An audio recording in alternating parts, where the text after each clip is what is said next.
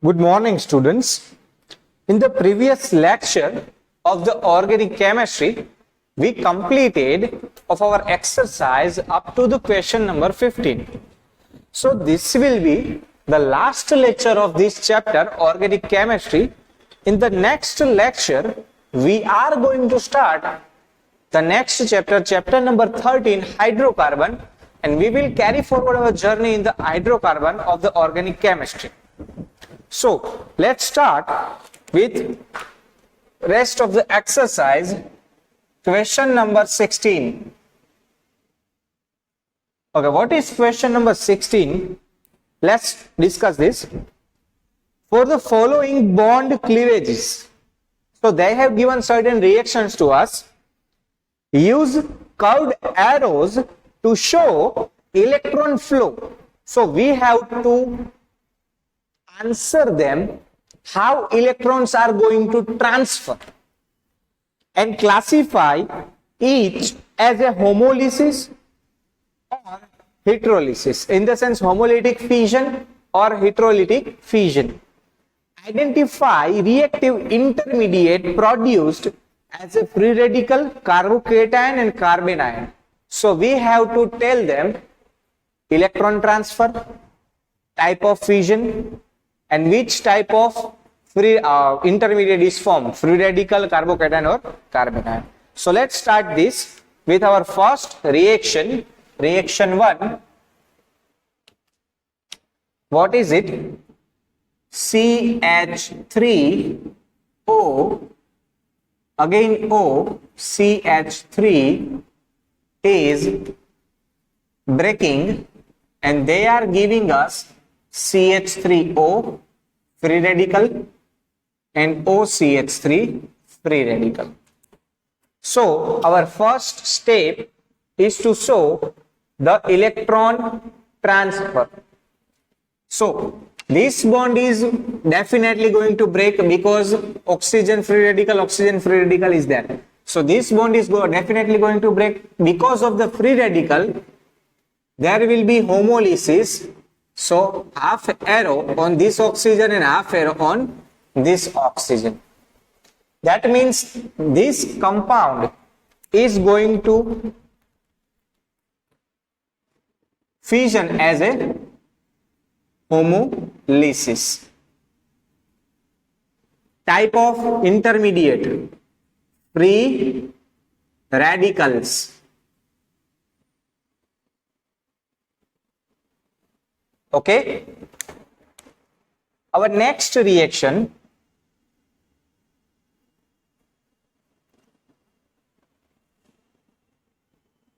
double bonded with oxygen plus OH minus and giving us,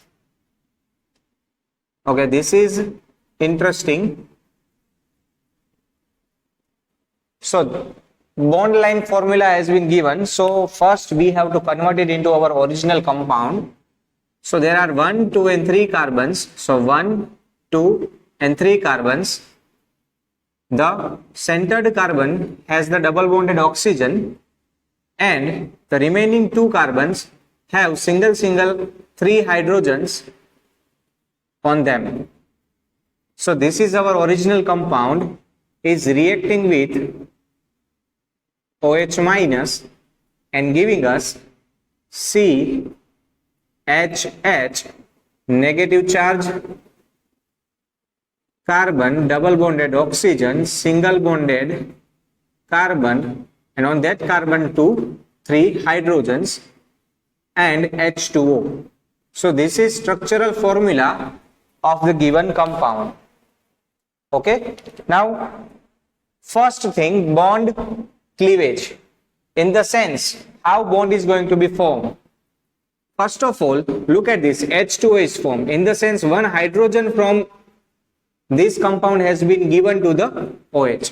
So this OH will get one hydrogen of either this carbon or this carbon, and because hydrogen is gone, the bond electron will be contained by this carbon, or you can say reverse, carbon has taken the bond of this electron of this bond. That's why H become plus, and that H plus is going to combine with the OH minus. So oxygen provide a lone pair of electron to the hydrogen. That's why H2O is formed and this carbon becomes negative. Now the bond electron is transferred on the carbon. That's why this is hydrolysis, hydrolytic fission, and they are forming carbanion. Okay, electron transfer, which type of fission is that and which type of intermediate is formed. After that, our next reaction, okay, in this reaction they have provided again a bond line formula.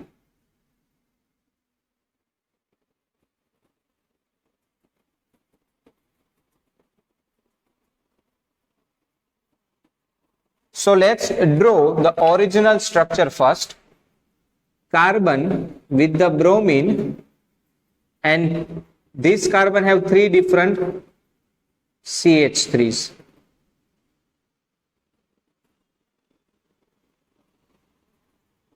Okay, middle carbon with the 3 CH3, middle carbon with the 3 CH3 goes under fission and gave us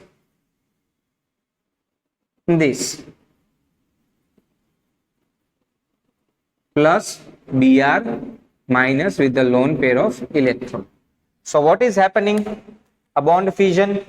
Okay, simply Br is negative, although carbon and Br, bromine is more electronegative, so electrons of this bond will be on the bromine, so carbon becomes positive as they have given and Br becomes negative. That's why, because of electron of the bond is transferred on the bromine, this is one type of hydrolytic fission, in the sense hydrolysis is there and carbocation is formed. Clear? Now our next reaction, benzene reacts with E plus and gives me an intermediate like this.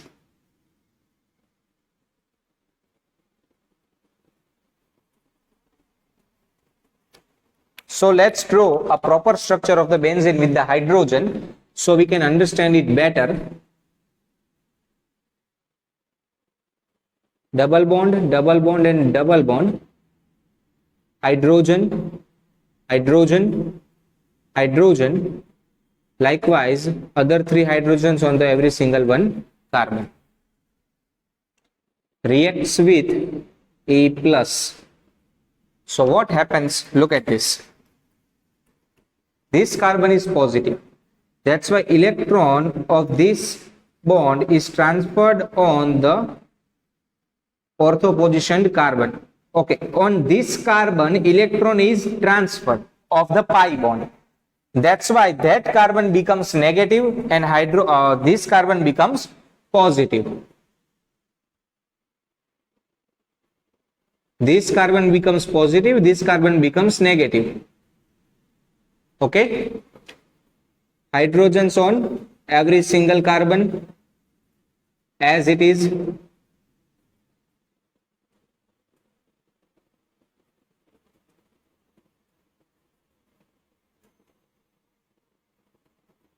Now because the negative charge is over here, E plus will be going to get electron from this carbon. That's why arrow from that carbon to the E. So E will be here instead of negative charge, and that is our compound. Look at this. They have not written the hydrogens only, and this carbon becomes positive. Electron transfer, pi bond electron will be on the carbon and carbon will provide electron to the E plus. So bond electron are totally on the carbon. That's why Hydrolysis is there and plus charge on the carbon. That's why carbocation is formed.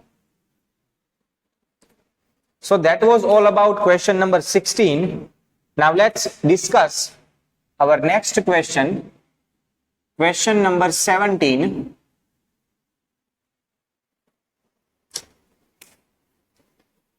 Explain the terms inductive effect and electromagnetic effect. So we have already concluded what is inductive effect and what is electromagnetic effect. So you have to write the definition as we have discussed early in the lecture, previous lectures.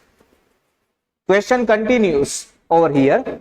Which electron displacement effect explains the following correct orders of the acidity of the carboxylic acid? So let's see. They have given two different orders for us. Cl3 COOH is more acidic than Cl2 COOH, and that will be more acidic than Cl CH2 COOH. Okay.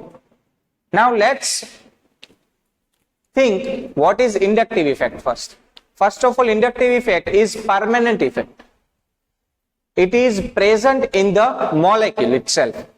And electromagnetic effect is temporary effect and will be applied only and only when attacking group is available.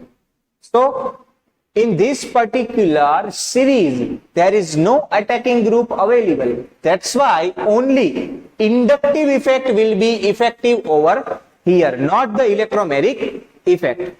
Okay. Which type of inductive effect and why?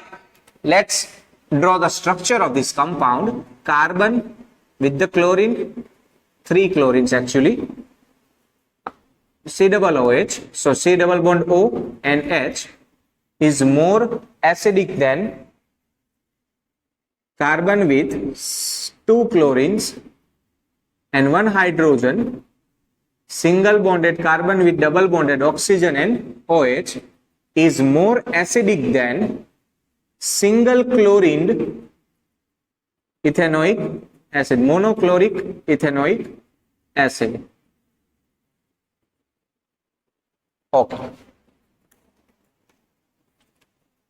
Let's discuss the inductive effect. Look at the carbon and the chlorine. So carbon will be partially negative as they are more electronegative than carbon and they will attract the electron from carbon. Similarly, this carbon will provide inductive effect to the previous carbon and this carbon will suck out the electron from the oxygen, and that's why H plus will be easily removed. H plus will be easily removed. Here 3 chlorines are present, so 3 times more electron attracting is occurring from the centered carbon. That's why it is more effective to release H plus. And as easily H plus is released, acid will be more acidic. More proper strength of the acid will be over here. Now 2 chlorine are there instead of 3. So effect will decrease compared to this one. So this is less acidic than this one. This is less acidic than this one. And here only 1 chlorine is available. That's why this one is the least acidic among all of 3. Here our chlorine is containing more attraction toward electron than hydrogen. That's why the effect is inductive effect, but negative inductive effect will be the reason for acidic order. Clear? The second order they have given to us is CH3 CH2, completely opposite of this, COOH. is more acidic than CH3 twice CH COOH is more acidic than CH3 twice COOH. Sorry, not twice, thrice. Okay, let's draw the structure like we drawn over here. So the carbon with one CH3 and two hydrogens with carbon double bonded oxygen single bonded OH. Here chlorine was there, here CH3 is there. Is more acidic than carbon with two CH3. Okay, two CH3s and one hydrogen with double bonded oxygen and OH is more acidic than 3 CH3 on the centered carbon and C double bond O and OH. Okay. Now CH3 have less tendency to attract electron than hydrogen. That's why electrons will be given to the carbon, not attracted. And that's why this carbon will give electron to this carbon and carbon will give oxygen to the electron to the oxygen. That's why electron density on the oxygen will increase. Instead of this one, here two CH3s are there. So double increment will be here on the oxygen for the electron density and 3 times more than the first one in the last compound. As the electron density increases on the oxygen, there will be less chance of releasing H plus. As more electron on the oxygen, as less possibility of releasing H plus. So here only 1 time, 2 time and 3 time. 1 time electron density more, 2 time electron density more and 3 time electron density more. So when 1 time electron density is more, it will be easy to release H plus than compared to this one. So instead of plus I effect here, sorry, minus I effect here, plus I effect will be effective for the reason. Okay. Now let's discuss the rest of the questions. Our next question is, give a brief description of the principle of the following techniques, taking an example of each. We have to take one example of each of the methods and we have to explain its main aim. First method is crystallization. We have done it already in the purification of the organic compound. Second one is distillation. 4 types of distillations were there: simple distillation, after that fractional distillation, distillation under reduced pressure and steam distillation. So the principle of that distillations and chromatography principle with the example. Okay, so we have already done it. That's why that topic will be in the homework. So question number 18 will be in the homework. After that, our next question is, describe the method which can be used to separate two compounds with different solubilities in the solution S, solvent S. Okay, it is quite easy. Answer of the question 19.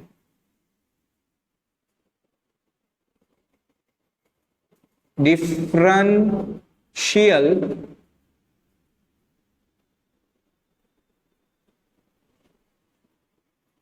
diffraction.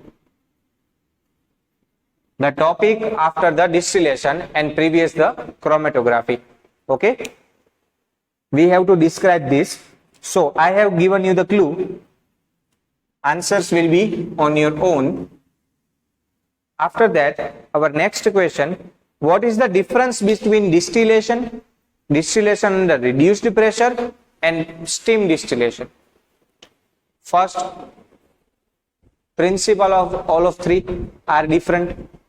Second, distillation is for compound having more difference in boiling point. Distillation under reduced pressure is for compound which is going to decompose before the boiling point, and reduced pressure, steam distillation will be for the compound are insoluble in water and having high boiling point. Write the difference in a proper words as I explained to you. So question number 20 will be also in the homework. After that, now all of the questions are theoretical and we have already completed the theory. That's why the question in the homework will be more in this lecture. Discuss the chemistry of the Leysin test. Okay. Qualitative analysis of organic compound, where we come to know how to check an element if they are present in the compound or not. We have done it Leysin test, and after Leysin test we test for nitrogen, sulfur, halogen, phosphorus. Okay, so explain that as per I explained to you in the previous lecture. Question number 21.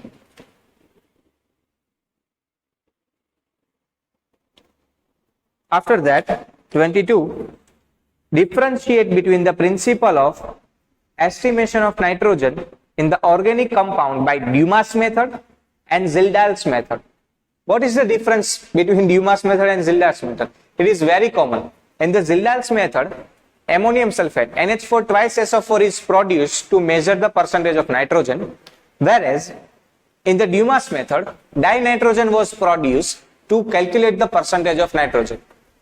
Here we are calculating percentage of nitrogen on the basis of concentration and neutralization, whereas in Dumas method, we are calculating percentage of nitrogen on the basis of volume referred to the standard temperature and pressure. Now Zildahl's method is strictly useful for ammonia derivatives like amine, secondary amine, tertiary amine, amide, secondary amide and tertiary amide, whereas Dumas method is strictly available for dinitrogen in the sense azo group, nitro group and nitrogen present in the ring, heterocyclic aromatic compounds. Okay, so these three are the main difference between the Dumas method and the Zildahl method. You can write the formula as well as a difference. So as I explained to you, you have to write the answer on your own. Question number 22. After that, question number 23, discuss principle of estimation of halogen, sulfur and phosphorus present in the organic compound. Carius method. We have already discussed the Carius method. So as per the Carius method, you have to write separated formula derivation of sulfur, halogens and phosphorus as per we derived it in the previous lectures. After that, question number 24, explain the principle of paper chromatography. We have already done it after the absorption chromatography, TLC, thin layer chromatography. There was a similar method, paper chromatography, as I told you. So write the complete explanation from there in the question number 24. Next question, why is nitric acid added to the sodium extract before adding silver nitrate for the testing of the halogens? Okay, why we are adding nitric acid? One of the reasons are to make the solution acidic. As I told you, the first reason for that is to make the solution acidic. Okay, let's explain this better. As we know, when nitrogen extract is there, there will be NaCN, and when sulfur extract is there, there will be Na2S. If halogen extract is there, there will be NaX. Sulfur is using acetic acid, so it will be eliminated. Now, NaCN and NaX are using nitric acid. When nitric acid reacts with this, it is quite common that NaCN will be converted into HCN and NaX will be converted into HX, proper acid. And NaNO3 will be formed over here, as well as here NaNO3 will be formed. So when these compounds are formed, it is quite easy to measure the halogen and cyanide from here, because they are going to ionize 100%, and because of 100% ionization, there are more chance that we can catch it properly. That's why if there are any remaining content of NaCN and NaX are present in the solution, because of adding HNO3, that content will be converted into the HCN and HX. That's why we are adding nitric acid before adding silver nitrate to the solution or the percentage measurement. So write the answer in a proper manner as I described to you. After that, question number 26. Explain the reason for fusion of organic compound with metallic sodium for testing nitrogen, sulfur and halogen. Organic compounds are covalent compounds. When we add it to the water, they do not dissolve in the water, as well as they do not give radical to us. And if they are not willing to give us radicals, how can we calculate the percentage, or how can we even test the element is there or not? So first of all, we have to convert that organic nitrogen, sulfur and halogen to the inorganic way. That's why when we do the Leysin test, nitrogen will be converted into NaCN as the sodium reacts with that, and as we know, sodium is the most reactive, and when we add it to water, they are simply going to form a Na plus radical. That's why. Sulfur will give us Na2S. If both of them are present, option is also available for that. They will give us NaSCN. And if halogen are present, they will give us NaX. Now these compounds are inorganic, and because of that they are going to ionize in the water. Ionic compounds are there. That's why they are going to ionize in water, and there will be many different methods to find out the negative radicals of our sulfur, nitrogen, halogen, oxygen. Okay. So as I explained to you, write the answer on your own of the question number 26. After that, our next question, question number 27, name the suitable technique for the separation of components from the mixture of calcium sulfate and camphor. Camphor is sublimating element. That's why sublimation will be the answer for the purification, because calcium sulfate is not going to sublimize and camphor is going to sublimize. So because of sublimation method, camphor will be contained in the another vessel and we can separate it easily. After that, question number 27. So okay, that was 27. Question number 28. Explain why organic liquid vaporizes at a temperature below its boiling point in steam distillation. Okay, for the steam distillation, our total pressure will be equal to the pressure of the steam and the pressure of our organic compound. What is the boiling point? Let me remind you again. Boiling point mean when any substance have its vapor pressure equal to the atmospheric pressure. Then and then that compound is going to convert into vapor form, and that temperature is known as the boiling point. So look at over here. This is our total pressure equal to the atmospheric pressure. If steam was not there, it was not sufficient. Because of steam, compound's vapor pressure is low. And because of the compound's vapor pressure is low, we have to provide low temperature. And that's why, because of steam, the boiling point will decrease. That's why compound boil at a less temperature in the steam distillation. This was explained in that particular time when I explained to you the steam distillation. So you can see that lecture for the more description also and write that answer as I told you. After that, question number 29, will CCl4 give white precipitation of HgCl on heating it with the silver nitrate? No. Quite simple and straightforward answer it is. CCl4 carbon tetrachloride is not going to react with AgNO3 silver nitrate. Why? Because CCl4 is an organic compound, covalent compound, do not dissolve in water and do not ionize. And if CCl4 do not ionize, Cl minus is not available, then how it can react with AgNO3 and form AgCl? That's why they are not going to able to form any precipitation of AgCl. Write the answer as I explained to you. After that, question number 30. Why is the solution of potassium hydroxide used to absorb carbon dioxide evolved during the estimation of carbon present in the organic compound? Okay. I actually left this particular explanation for this question when we calculate the percentage of carbon. Okay, KOH. Why KOH only? Why not any other basis? Because when carbon dioxide dissolves in the solution of KOH, it will form H2CO3.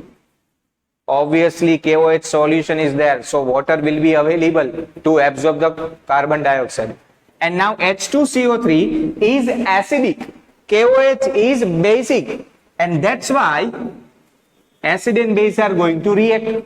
And it will form K2CO3 and will release H2O. 2 KOH will be there. Because of the formation of K2CO3, carbon dioxide cannot escape. And if carbon dioxide cannot escape the solution, it will be definitely present in the solution.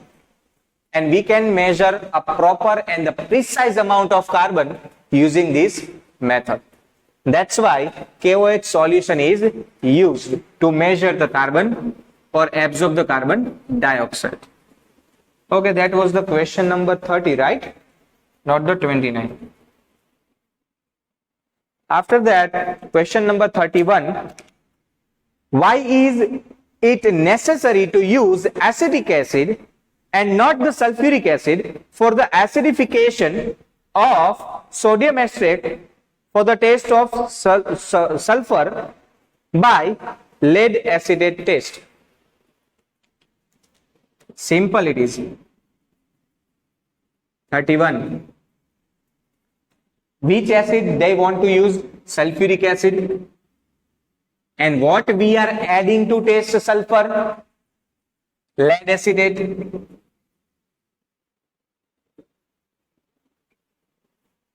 Lead acetate reacts with H2SO4 and they gave us lead sulfate PbSO4 as a solid white particles.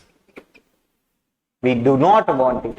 A side reaction occurs because of the addition of sulfuric acid.